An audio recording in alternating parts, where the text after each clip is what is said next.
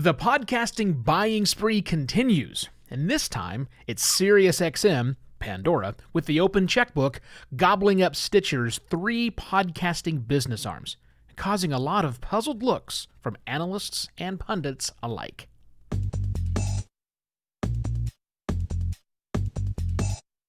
Hello and welcome to another Podcast Pontifications with me, Evo Terra. If you haven't heard about the SiriusXM Pandora Stitcher deal just yet, don't worry. It's probably the only thing you're going to hear about from podcasting news circles this cycle. And then you can go back to your regular life as a working podcaster. Not that I'm ambivalent, not that I'm apathetic, not that I'm even, well, I guess if the one thing I am is puzzled. But let's talk about the deal first. Here's what we know. This was just announced this morning. Yes, this was just announced this morning, Monday, January 13th, 2020. SiriusXM is going to spend $265 million in cash up front to buy Stitcher and all of its various podcasting parts. Now, that's $265 million. They get an extra $60 million of additional payments will be made if, in fact, Stitcher can achieve certain financial goals in 2020, this year, and next year, 2021. That's information given from MarketWatch.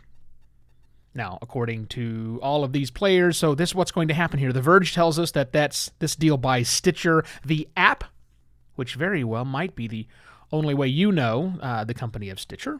Perhaps that's what it is. Also, there's hosting with that as well. You have Stitcher, the network itself, a network where you can, and that exists right now, which has some exclusive content, also lots of windowed shows. That means content that comes out first exclusively on Stitcher and then days and or weeks later everywhere else. They also get to buy Earwolf. That is the production arm of the network that makes all sorts of big shows, like from celebrities and things like that.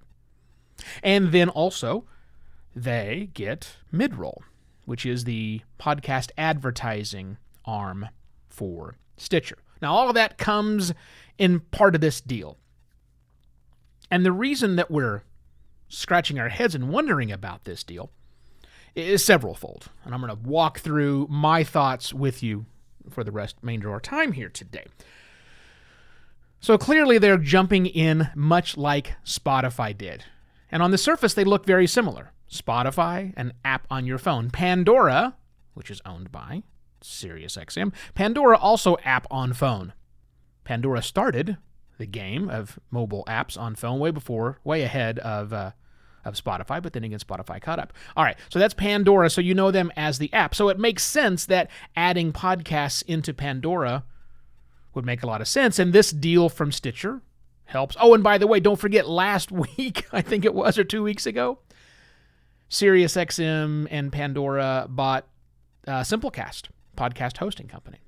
So clearly they're making a big play, much like our friends at Spotify, and that's true.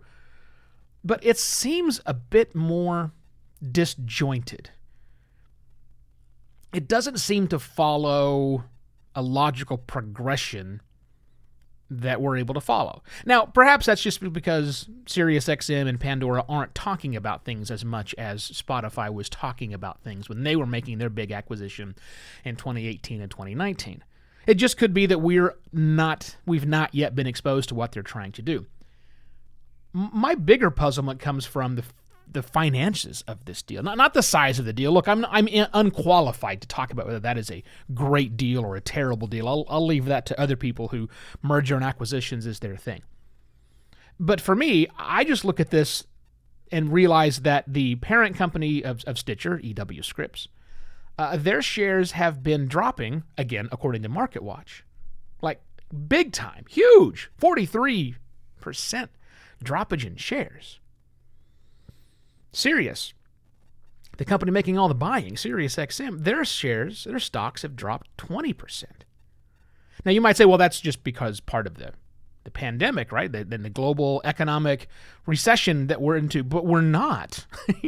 I mean, we're really not. We've seen some dips in the marketplaces, but a lot of that's been returned. Not for these two companies. So that's a little bit puzzling. Second thing that's puzzling is how is all this going to work together? Some of this doesn't make a lot of sense. I get why you might want to own Midroll, the company that sells podcast advertising, but this company, they already own AdsWiz. They have this. They have a technology company that inserts advertisements into podcasts as well as radio. Look, SiriusXM's not giving up radio, right? It's in their name. They didn't do it for the exclusive content that you get out of companies like Earwolf and Stitcher, because Pandora already does exclusive deals. They did an exclusive deal with Marvel, which was with Stitcher before that. That's interesting. And then, of course, there's the hosting play, which is whatever. I'm not even worth talking about. So I don't see the great strategy. I mean, this makes a lot of sense if your strategy is let's throw money at this to acquire all aspects of podcasting so that we are now at parity with our rival enemies, Spotify. Okay, then that makes sense. Then what they're doing seems to make sense. But it just seems like there's a lot of extra things hanging on to this. Just not a lot of cohesive strategy. Will they be keeping the names? What about all these networks? I mean, Stitcher already has a bunch of goodwill built around it. Will that be changed and modified? What about the SiriusXM play? See, for Spotify, it's clear because everything lives under Spotify, period. End of story. I mean, sure, we got Gimlet, yeah, and a few others here and there that are making content, but that all rolls up nicely. I don't know that it rolls up nicely here. Now, more importantly, I don't think any of this matters to the working podcaster today, right now. I think it's good news, if it's anything, right? It shows that even with the economy being what the economy is, and more importantly, the uncertainty of what's around the corner for the economy, it still shows people are willing to make investments in the podcasting space, which is great for all of us. Because if SiriusXM takes the road that iHeartRadio took, and that is using their remnant advertising in radio, which radio has a lot of remnant advertising, to start driving listeners of their content that they put out over their radio. If they start driving people to use an app to listen to podcasts, their own podcasts, that's great because just like iHeartRadio did, hey, listen to this particular radio station on the iHeartRadio app. That iHeartRadio app contains other podcasts. Great. Push into Pandora, where all of the people who are not part of the Pandora family have our shows listed. That's really a good thing for us. If it works, I mean, there's a lot of money on the table, and it wouldn't be the first business deal that didn't make a lot of sense to not be very sensical on the long run. So hard to say exactly where it's going to go. So no big action for you right now, other than if you're not listed on Pandora, why not? It only takes 4 to 6 weeks, not kidding, to get listed on Pandora. So, you should make sure all of your shows are listed on Pandora as well. And if you are so inclined, please go to buymeacoffee.com/evoterra and buy me a coffee for my pontificating out of the blue on this particular deal that just dropped in my lap today. And I would really appreciate it if you would share this episode or just share the name of my show with someone, one person individually. Pick up the phone, send one person a text, an email with a link to Podcast Pontification so that another working podcaster in your life can start thinking about the future of podcasting and ways to make podcasting better. That's it. I shall be back tomorrow with yet another Podcast Pontifications. Cheers.